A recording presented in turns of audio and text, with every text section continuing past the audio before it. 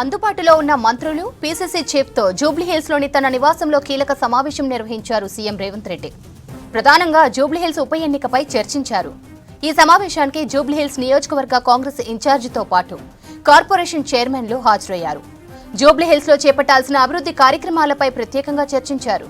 నియోజకవర్గానికి కొత్త పనులు, సంక్షేమ పథకాలు, ముస్లిం గ్రేవ్యార్డ్తో పాటు ఇతర అంశాలపై మంత్రులతో రేవంత్ రెడ్డి చర్చించారు. బూత్ స్థాయి కార్యకర్తల పనితీరు, సమన్వయం వంటి అంశాలపై ఆరా తీశారు. స్థానికంగా టికెట్ ఆశిస్తున్న నేతల పనితీరుపైన రేవంత్ రెడ్డి ఆరా తీసినట్లు తెలుస్తోంది. డీటెయిల్స్ నరేష్ అందిస్తారు. నరేష్, సీఎంతో మంత్రుల భేటీపై అప్డేట్స్ ఏంటి?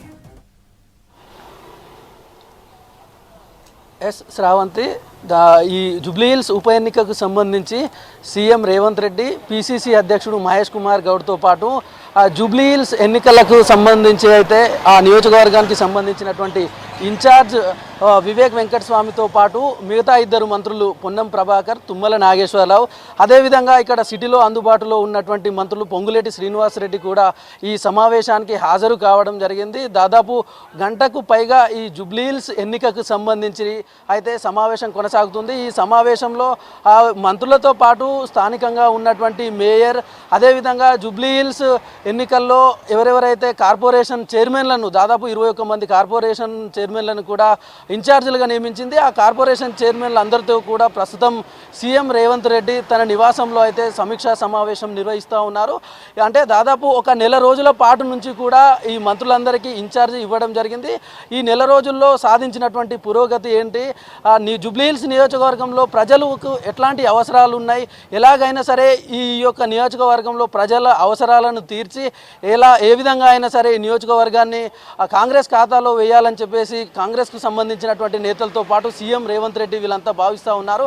ఈ నేపథ్యంలో ప్రధానంగా జూబ్లీహిల్స్ ఎన్నికపైన సీఎం నివాసంలో అయితే చర్చ కొనసాగుతూ ఉంది. ముఖ్యంగా ఇక్కడ ఉన్నటువంటి ఓటర్లకు సంబంధించి కానివ్వండి, లేదంటే స్థానికంగా బూత్ లెవెల్లో ఉన్నటువంటి కార్యకర్తలకు ఏ విధంగా చేరువ అవుతూ ఉన్నారు, వాళ్ళతోటి సమన్వయం ఏ విధంగా కొనసాగుతూ ఉంది, ఇట్లాంటి అంశాలన్నింటినీ కూడా కోఆర్డినేట్ చేస్తూ డివిజన్ల వారీగా కూడా నాయకులను, కార్యకర్తలను కోఆర్డినేట్ చేస్తూ ప్రజలకు క్షేత్రస్థాయిలో ఏవైనా అవసరాలు ఉన్నాయా, లేదంటే ప్రభుత్వం అందిస్తున్నటువంటి సంక్షేమ పథకాలు ప్రజలకు గ్రౌండ్ లెవెల్లో అందుతున్నాయా లేదా అనేటువంటి వివరాలను గ్రౌండ్ లెవెల్లో అటు అధికారుల నుంచి ఇవాళ సీఎం రేవంత్ రెడ్డి సమీక్ష చేస్తున్నటువంటి పరిస్థితి ప్రస్తుతం కనిపిస్తుందని చెప్పాలి.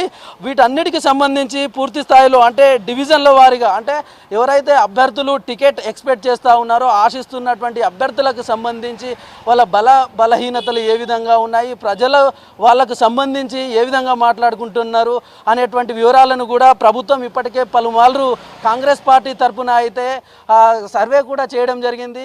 వాళ్ళకు సంబంధించి గ్రౌండ్ స్థాయిలో ప్రజలు ఏ విధంగా అనుకుంటున్నారు అనేటువంటి వివరాలను కూడా సీఎం దృష్టికి, అదేవిధంగా పీసీసీ ప్రెసిడెంట్ వీళ్ళందరూ కూడా దానికి సంబంధించినటువంటి అంశాలను అయితే చర్చిస్తూ ఉన్నారు. నెల రోజులుగా క్షేత్రస్థాయిలో ఉన్నటువంటి ముఖ్యంగా ప్రజలకు ఎట్లాంటి ఇబ్బందులు ఉన్నాయి, వాళ్ళకి అవసరాలు ఏంటి, ఆ ప్రభుత్వం అందిస్తున్నటువంటి సంక్షేమ పథకాలు, ముఖ్యంగా ఇటు గృహలక్ష్మి జ్యోతి పథకానికి కానివ్వండి, లేదంటే ఇందిరమ్మ ఇండ్లకు సంబంధించి కానివ్వండి, రేషన్ కార్డులకు సంబంధించినటువంటి అంశాలతో పాటు స్థానికంగా జూబ్లీహిల్స్ ప్రజలు చాలా రోజుల నుంచి కూడా తమ సమస్యలు అంటే నాలాకు సంబంధించినటువంటి సమస్యలు వర్షాకాలం వచ్చినప్పుడు చాలా ఇబ్బందులు ఎదురవుతూ ఉన్నాయి. ఆ సమస్యలు తీర్చిదిద్దాలని చెప్పేసి కూడా చాలా రోజుల నుంచి కూడా నియోజకవర్గంలో పర్యటిస్తున్నటువంటి స్థానిక నేతలకు కానివ్వండి, లేదంటే మంత్రులకు చెప్తా ఉన్నారు. అదేవిధంగా ముఖ్యంగా ఆ ప్రాంతంలో ఉన్నటువంటి మేజర్ సామాజిక వర్గం ముస్లింలకు సంబంధించి గ్రేవ్యార్డ్ కావాలని చెప్పేసి కూడా పలుమార్లు అధికారుల దృష్టికి, మంత్రుల దృష్టికి తీసుకురావడం జరిగింది.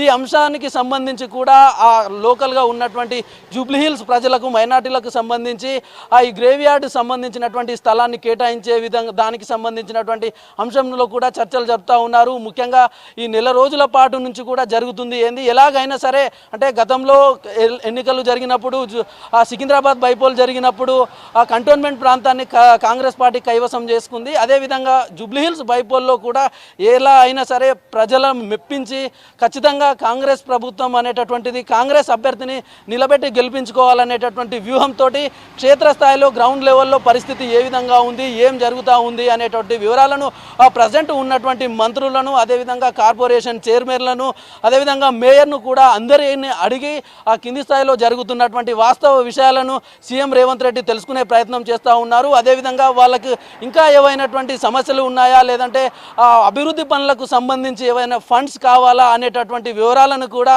ముఖ్యంగా అధికారులను మంత్రులను అడిగి ఆ వివరాలన్నింటినీ తెలుసుకుంటున్నారు. Sravanthi. Right Naresh, thank you.